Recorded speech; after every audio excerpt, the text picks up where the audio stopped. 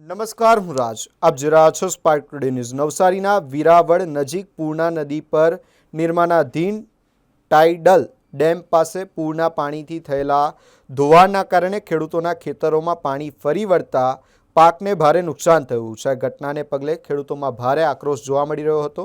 ગતરોજ ખેડૂતો અને અધિકારીઓ વચ્ચે ઉગ્ર બોલાચાલી સર્જાયા બાદ આજે પ્રશાસન હરકતમાં આવ્યું હતું.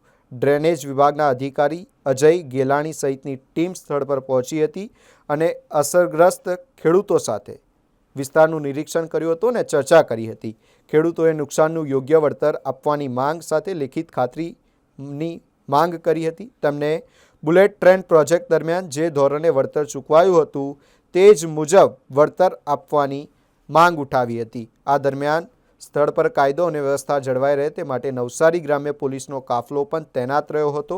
ડ્રેનેજ વિભાગના અધિકારીઓએ જણાવ્યું હતું કે કાયદાકીય જોગવાઈ મુજબ ખેડૂતોને જે પણ વળતર પાત્ર બનશે તે નિયમો અનુસાર ચૂકવવામાં આવશે. સાથે જ પાણીના પ્રવાહને નિયંત્રિત કરવા અને વધુ ધોવાણ અટકાવવા માટે તાત્કાલિક કામગીરી પણ શરૂ કરવામાં આવશે.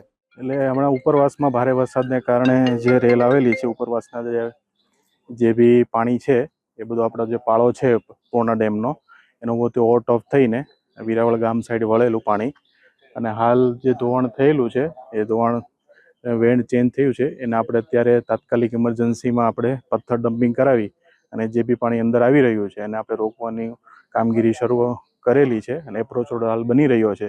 એપ્રોચ રોડ બનતા જ બોલ્ડર છે અને મોટા પથ્થરો છે તેને આપણે ત્યાં ડમ્પ કરાવી અને વેણને રોકીને જે મૂળ સ્થિતિ હતી એ લાવવા કામગીરી ચાલુ છે હાલ.